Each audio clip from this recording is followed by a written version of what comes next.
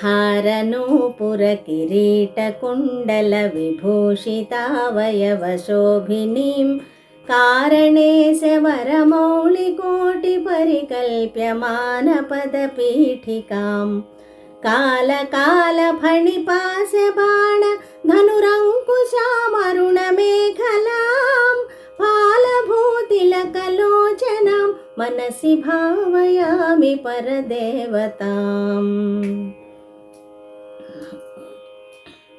गन्धसारघनसारचारुनवनागवल्लिरसवासिनीं सान्ध्यरागमधुराधराभरणसुन्दराननशुचिस्मितां मन्धरायतविलोचनाम् अमलबालचन्द्रकृतशेखरीम् इन्दिरारमणसोदरीं मनसि भावयामि परदेवताम्। स्मेरचारुमुखमण्डलां विमलगण्डलं विमणिकुण्डलां हारदामपरिशोभमानकुचभारभीरुतनुमध्यमां वीरगर्वहरनूपुरां विविधकारणेशवरपीठिकां मारवैरिसहचारिणीं मनसि भावयामि परदेवताम्। भूरिभारधरकुण्डलीन्द्रमणिबद्धभूवलयपीठिकां वारिराशिमणिमेखलावलयवह्निमण्डलशरीरिणीं वारिसारवहकुण्डलां गगनशेखरीं च परमात्मिकां चारुचन्द्ररविलोचनां मनसि भावयामि परदेवताम्।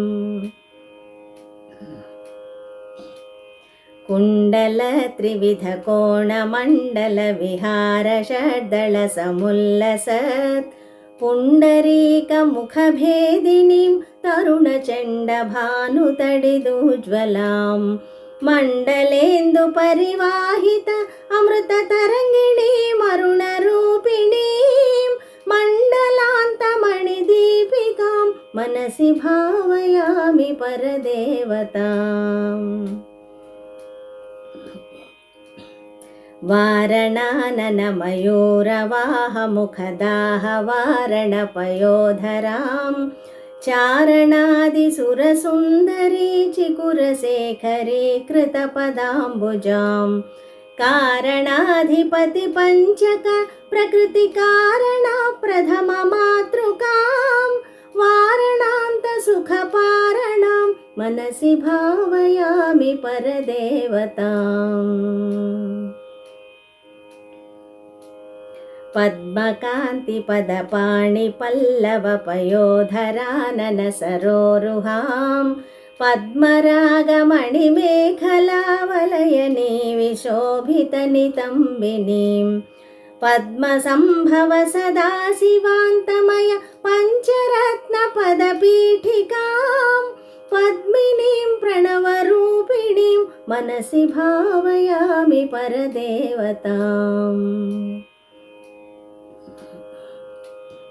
आगमप्रणवपीठिकाममलवर्णमङ्गलशरीरिणीं आगमावयवशोभिनीम् अखिलवेदसारकृतशेखरीं मूलमन्त्रमुखमण्डलां मुदितनादबिन्दुनवयौवनां मातृकां त्रिपुरसुन्दरीं मनसि भावयामि परदेवताम्।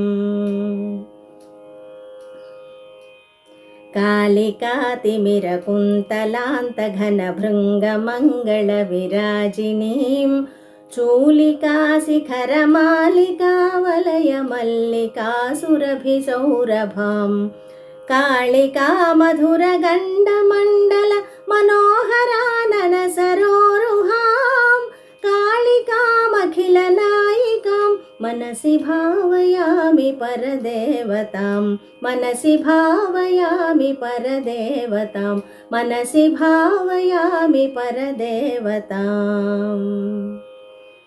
नित्यमेव नियमेन जल्पतां भुक्तिमुक्तिफलाम् अभीष्टदां शङ्करेण रचितां सदा जपेत् नामरत्न नवरत्नमालिकां नवरत्नमालिका